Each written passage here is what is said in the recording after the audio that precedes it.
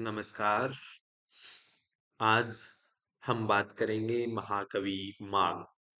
तो संस्कृत साहित्य में महाकवि माघ एक प्रसिद्ध कवि हैं, जिनकी एक ही रचना हमें प्राप्त होती है, जिसका नाम है शिशुपाल वधम। तो कई परीक्षाओं में महाकवि माघ से संबंधित कई सवाल पूछ लिए जाते हैं। तो जितना भी कवियों का परिचय हमें प्राप्त हुआ है, उतना हम आपके सामने शेयर कर रहे हैं। तो महाकवि माघ से संबंधित है।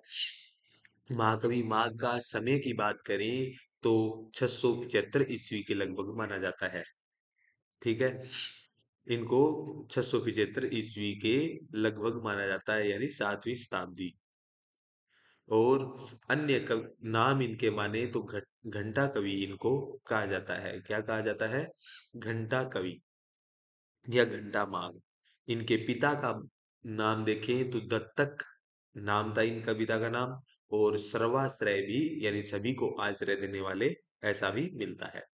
और पितामह देखें तो पितामह का नाम इनका सुप्रभ देव था। ठीक है, इनके पितामह यानी दादाजी का नाम क्या था? सुप्रभ देव।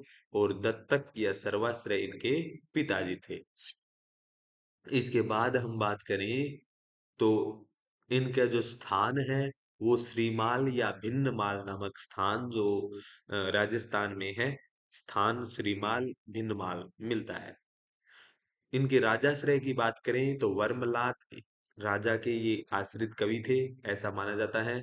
और इनकी कृतियों की बात करें तो एकमात्र रचना है इनकी शिशुपाल वधम, जो लक्ष्मी पदांक महाकाव्य भी जिसका नाम है,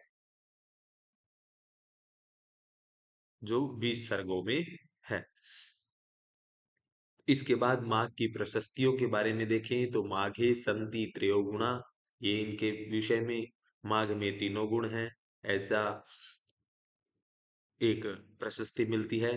काव्येषु माघः कवि कालिदासः, ऐसी पंक्ति मिलती है। पुष्पेषु चंपा नगरीषु कांची नारीषु रंभा पुरुषेषु विष्णु काव्येषु माघः कवि कालिदासः, तो ऐसी एक पंक्ति मिलती है ना। उसमें काव्यों में माघ काव्य और कवियों में कालिदास श्रेष्ठ है। ठीक है, ऐसा एक मिलता है। माघे मेघे गतम वयः, ठीक है, मेघे माघे गतम वयः। और कई जगह मिलता है माघे मेघे गतम वयः। तो माघ काव्य और मेघ दूत काव्य, ये दोनों पढ़ने में उम्र बीत गई, ऐसा किसी विद्वान ने कहा। ये भी इनके विषय में प्रशस्ति है।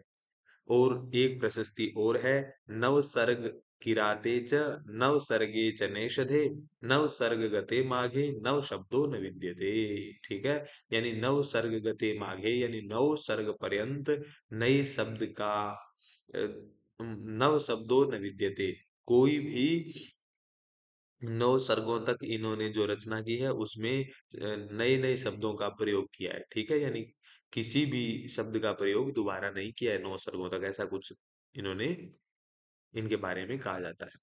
ठीक है, तो ये प्रशस्तियां थी। तो आज ये सबसे मुख्य चीजें जो कवि परिचय से संबंधित थी। और अन्य आप यदि परीक्षा दृष्टि देखते हैं तो उसके अंदर बताया गया है, तो आप उनको देख सकते हैं। आज के लिए इतना ही। मैं शीघ्र ही एक नए विषय के साथ उपस्थित होऊंगा। तब तक के लिए नमः संस्कृताय।